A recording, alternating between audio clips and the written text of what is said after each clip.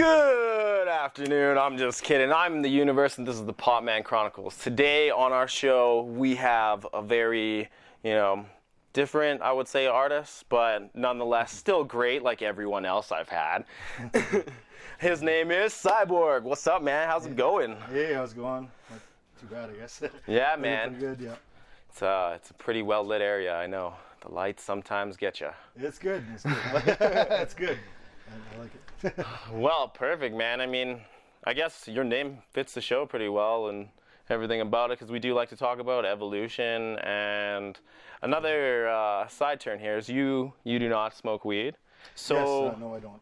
So that's completely fine, as we've tried to, tell everybody else too. You don't have to smoke weed. What I do is, it's called a bong break. I'll pack a bowl every now and again, and I'll just have a hoot for myself. That's all good, man. All good. It's freedom. Absolutely. Absolutely. No, that's Perfect. Great. Yeah. Well, all good. Diving in then, I just want to get like a little background information on you. How you grew up, where your music evolution started. What made you choose the name Psyborg? Okay, well, I can start with where I grew up and stuff, but I'm the youngest of 10 kids, so I came from a very big family. Yeah, it's pretty huge. I might as well say the details here. I'm 40 years old. I started basically listening to EDM music when, about, 18 years ago. Okay. Yeah, so I don't know, that's a long time ago, so that's when much music and Electric Circus and all that stuff. Oh yeah, okay. Technotronic, like back in the day stuff, right? Way back. And, so like like the 90s yeah, too? Yeah. So, but my family is very big, and we, I moved around a lot, all over Western Canada. Basically, I've been to Vancouver Island, all over Alberta. I was just trying to find my place in the world, trying to work and do different jobs and stuff.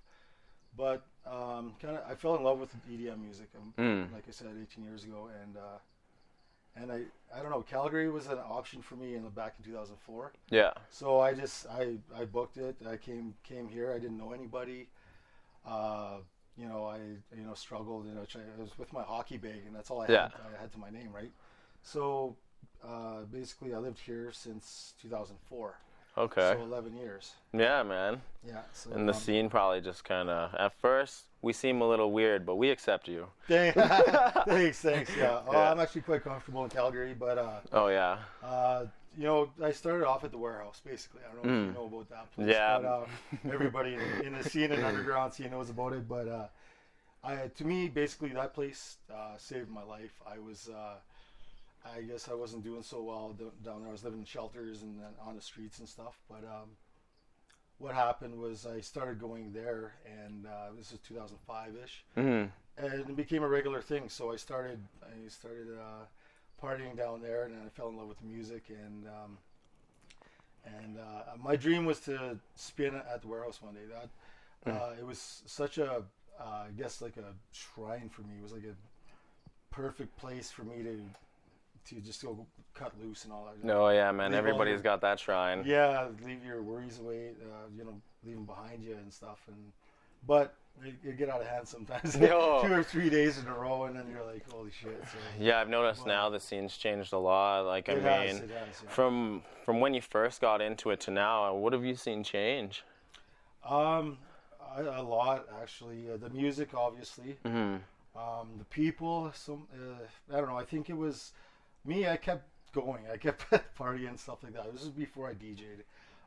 But like the people that I was with, there's a lot of great names out there from Calgary that talent that have moved on and started families, and they moved on with their lives and stuff. And I basically wanted to keep going. I wanted what they had, and now that I got that experience, I started DJing 4 years ago, probably. This was after the Warehouse closed down in 2010, and I started at Sal's there with One Vibe Entertainment. So okay, yeah, and Andrew started me off there.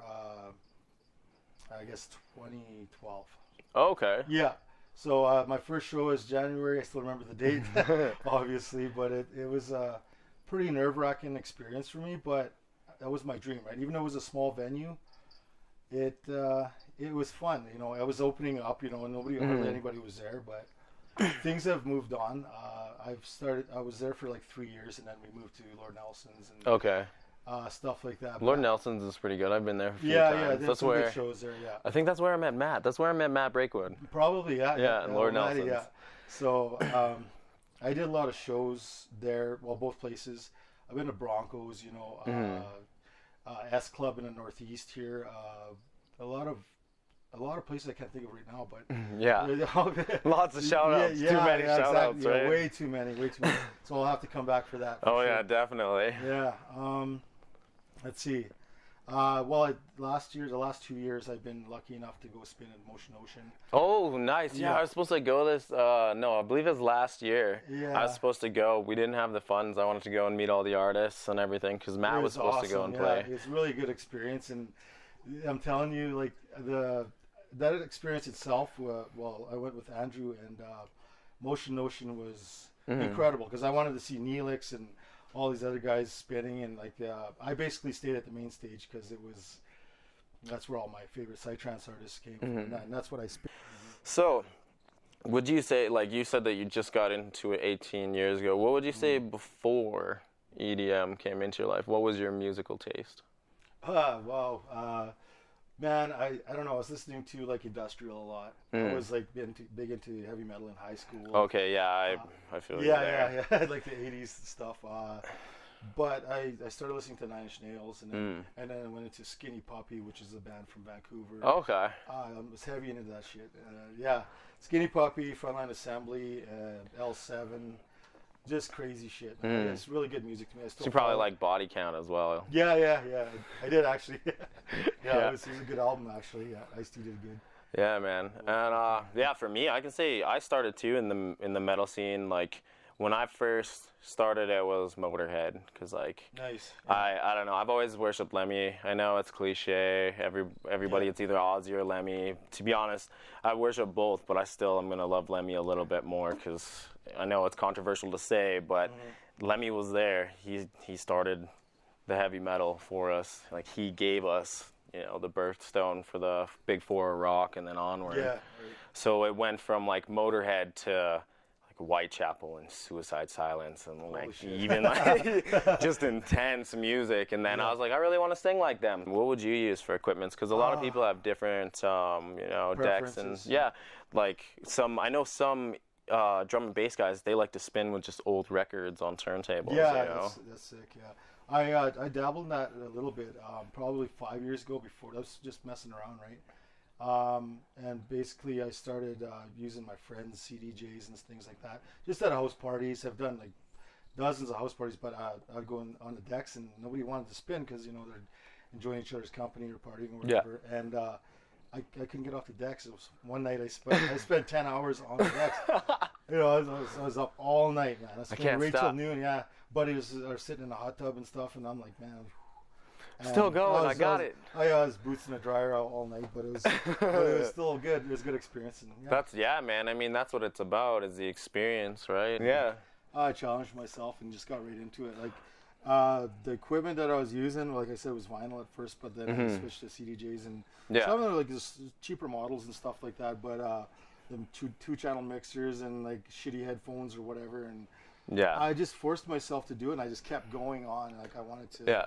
I wanted to learn that bad. I didn't care how bad I sounded. Yeah, that's it, right? Like once you love something, if you put your heart into it, you're not going to want to quit or stop. You're just going to continue pushing forward. Yeah, absolutely. I want to keep doing it. Like I've came this far spinning 4 years, but oh, nice. But I really want to keep up with the festivals. I kind of laid back on the club scene and whatever. But you know, I believe I'm confident enough to open up for maybe a headliner soon enough. 10-night club or something, or even some other festivals that we have in the city, right? Yeah, that would be cool. Maybe, you never know, you could get lucky, get on with like Astral Harvest or something. I did Awakening this summer, and it was in my hometown, so this was a good opportunity for me to go back home. I haven't been back home for 12 years, and I'm sorry to my family and my friends back home. I haven't seen them since, you know, I've lost my mother, so it was a bittersweet visit. And I just would like to take my opportunities to go back there one day. So. Oh yeah, I mean, definitely. It's pretty hard when you like lose somebody.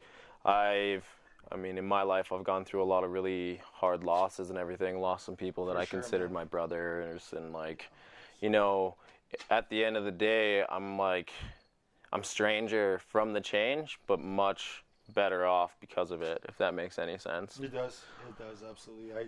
I take everything with a grain of salt. You know, all these experiences I have in life, and as tough as it is sometimes, I just push forward, and I know there's a better day ahead. You know, never just don't let shit get you down. And yeah, you can't let anything beat you down in the world. Absolutely. Yeah. Would you say with your psytrance and the way that you spin, do you put a certain kind of style, like your own type of Heart of Madness, into your music? I do. I actually like I want to once I get better. Like I'm looking into producing and stuff. I want to I don't know, portray whatever I was doing on the dance floor at the warehouse, and that passion I had for even dancing. I wanted to be up there, and like how it made me feel throughout a DJ set. That is incredible, because you get lost in the music, and you get sometimes you fix people's inner demons, and so to speak, I guess, and you can help them like through music, and it's a spiritual thing, I think. And it's more of a mystical kind of dark style that I play, and it's just what I feel that people need to hear. Yeah. Because everybody's got that dark, but it's a good beat, and it's good music, and it makes me feel great, and it helps me sleep. It helps me travel on transit, like whatever I need to do that day. It helps me through everything. Yeah, exactly. I mean, for everything that comes in like music, you can at the same time you can only take like so much from music. It's all how your body and your mind take it in after, because like I notice that if I'm having a really bad day and I sit down and I smoke a bowl and I listen to, I don't know, say the Gorillaz, right? I've been listening to their Plastic Beach album a lot, and their music's so like mellow but bassy, and it's just like everywhere. So your body and your mind can't. It's like I could be over here with my mind listening to this, but my body feels it way over here. And then my soul is just like, oh, whatever, I'll just stand in the middle. Good point. Good perspective. Oh, that's cool, man. Yeah, I like to. I only view it like that because I mean, I've done enough like psychedelics to see the different like types of vibrations off music too, and the cool digital effect, and like you feel like 4D instead, right? And the 4D, like the 4-dimensional, all like just cubed and bricked. It's a pretty cool experience and feeling. And then if you have the right music at the right time, everything just fits into one like perfect moment. Yeah, absolutely. Yeah, it feels good, man. I thought you were talking about my age for a second. Oh, no way. No. More so saying like I was relating to how you were trying to feel the way that you felt at the warehouse. So I'm trying to just understand and relate to how you felt. Well, it's hard for me to put it in perspective for you guys. Oh yeah. But if you do play some of the tracks on the show, it's kind of like what I play and what I like and what I love. So, and if you listen to my sets online, and then you'll get a taste. Completely understand. Yeah, it's great driving music. It's the thing about psytrance is it's got such a spectrum of different styles and genres, right?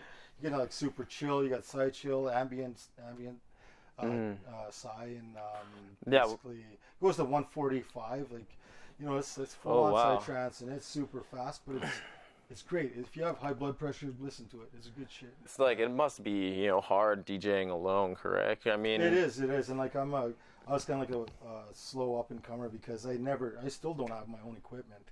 I've been having financial struggles throughout most of it, but the thing is I picked up a lot from what I did do, different experiences and stuff. So in saying that, I've got given a lot of opportunities to spin because people seen my potential, I guess. And I don't know, I love spinning. I've done it for free. I've gotten paid.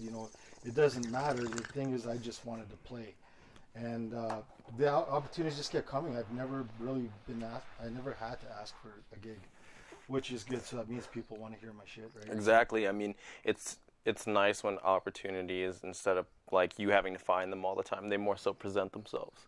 Yeah, so it's good. It means something that I'm doing something. Yeah, exactly.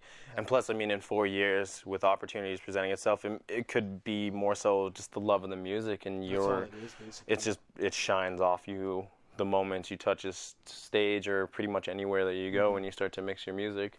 Yeah, absolutely. And I would like to get more involved somehow, like with producing, obviously, but you know, like I do graphic design as well, so computer graphic design. So I'd like to integrate that somehow. You're very new to the scene, and as you said, it was hard sometimes to find people to like be able to help you with certain things. Absolutely. Is there any type of experience you'd like to give to the up and comers or the very new people that are just getting into the scene? Experience. What I can share with them is basically don't give up and don't quit pushing forward, because a lot of young people out there, like there's a lot, like it's all like laptop DJs now, or Serato and everything like that, because some people can just afford the equipment. But if you're like me and you're poor and you didn't have anything to use or utilize, find your opportunities and keep pushing forward, and don't give up ever.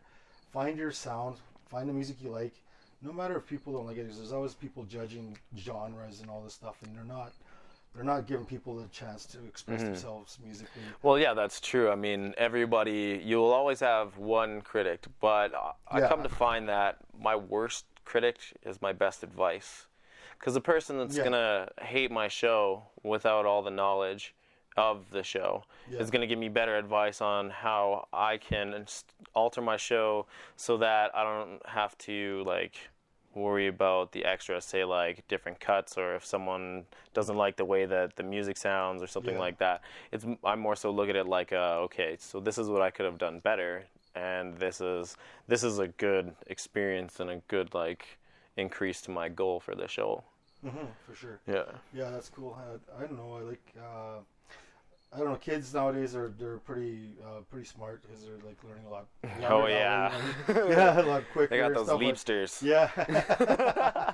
Exactly. Yeah.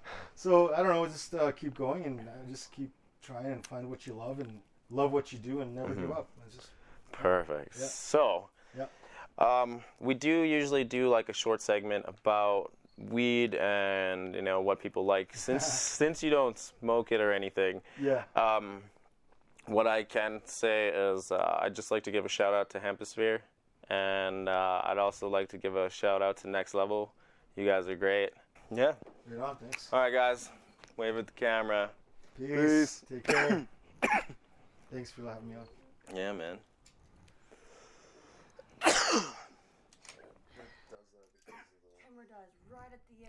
Did it? Oh no! But you got it. But he still only had like 2 minutes left, right? Yeah, like, yeah. Oh, that's fine. It got lucky. got the most of it, anyways, eh? That's it. Yeah, you want to? She'll try. She'll try. Yeah. You'll feel better, babe. She's lying. She loves weed. She's being humble.